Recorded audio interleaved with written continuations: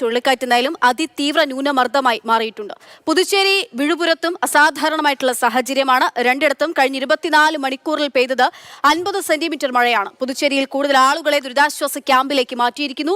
209 ദുരിതാശ്വാസ ക്യാമ്പുകളാണ് ഇതുവരെ തുറന്നത്.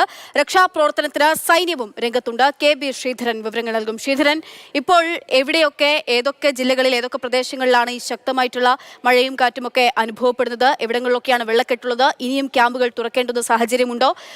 വലിയ പ്രശ്നങ്ങളുള്ള സ്ഥലങ്ങൾ ഏതാണ്?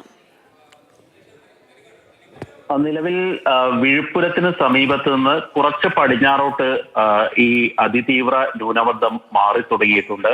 അതുകൊണ്ട് തന്നെ അതിന്റെ പ്രഭാവം ഇനി കൂടുതൽ ഉള്ളത് തിരുവണ്ണാമല ജില്ലയിലാണ്. അവിടെ ശക്തമായിട്ടുള്ള മഴ തുടങ്ങിയിട്ടുണ്ട്. ഇതോടൊപ്പം തന്നെ കള്ളക്കുറിച്ചി, സേലം ജില്ലകളിലും കാര്യമായിട്ട് മഴ മുന്നറിയിപ്പുണ്ട്. പുതുച്ചേരിയിൽ മഴയ്ക്ക് ചെറിയ ഒരു ആശ്വാസം ഉണ്ടായിട്ടുണ്ട്.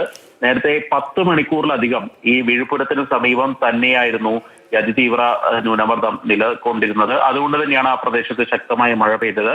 കഴിഞ്ഞ 24 മണിക്കൂറിൽ 50 സെന്റിമീറ്ററോളം മഴയാണ് പുതുച്ചേരിയിലും വിഴുപ്പുറത്തും പെയ്തിറങ്ങിയത്. വലിയ തോതിലുള്ള നാശനഷ്ടങ്ങൾ ഉണ്ടായിട്ടുണ്ട്. വെള്ളപ്പൊക്കം അവിടെ കാര്യമായിട്ട് തന്നെയുണ്ട്. സൈന്യം തന്നെ രംഗത്തിറങ്ങി രക്ഷാപ്രവർത്തനം ഏകോപിപ്പിക്കുകയായിരുന്നു. ചെന്നൈയിൽ നിന്നുള്ള സേനാംഗങ്ങൾ ഇന്ന് രാവിലെ 6 മണിയോടുകൂടി എത്തി രക്ഷാപ്രവർത്തനം ഏറ്റെടുക്കുകയായിരുന്നു.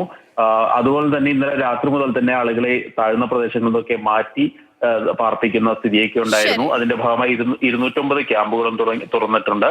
നിലവിൽ 3 ജില്ലകളിലാണ് റെഡ് അലേർട്ട് ഉള്ളത്. കള്ളക്കുറിച്ചി, വിഴുപ്പുരം, അതുപോലെ തന്നെ തിരുവണ്ണാമല ജില്ലകളിലാണ് ഇപ്പോൾ റെഡ് അലേർട്ട് ഉള്ളത്. 5 ജില്ലകളിൽ ഓറഞ്ച് അലേർട്ടും ഉണ്ട്. ചെന്നൈയിൽ ഉൾപ്പെടെയുള്ള ഭാഗങ്ങളിൽ യെല്ലോ അലർട്ടുമാണ് നിലവിൽ പ്രഖ്യാപിച്ചിരിക്കുന്നത്. നാളെ ഉച്ചയോടുകൂടി തന്നെ ഫെയ്ഞ്ചാൽ ചുഴലിക്കാറ്റ് കൂടുതൽ ദുർബലമായി, അതായത് ഇന്നലത്തെ അവസ്ഥയിൽ നോക്കുമ്പോൾ ഇന്ന് കൂടുതൽ ദുർബലമായിട്ടുണ്ട്. അതിലും ദുർബലമായി ന്യൂനമർദ്ദമായി മാറി കൂടുതൽ മറ്റിടങ്ങളിലേക്ക് പോകും. അതിന്റെ പ്രഭാവം തമിഴ്നാടിന്റെ മറ്റു മേഖലകളിലും ചെന്നൈയിൽ നിന്ന് വിവരങ്ങൾ നൽകുന്നു.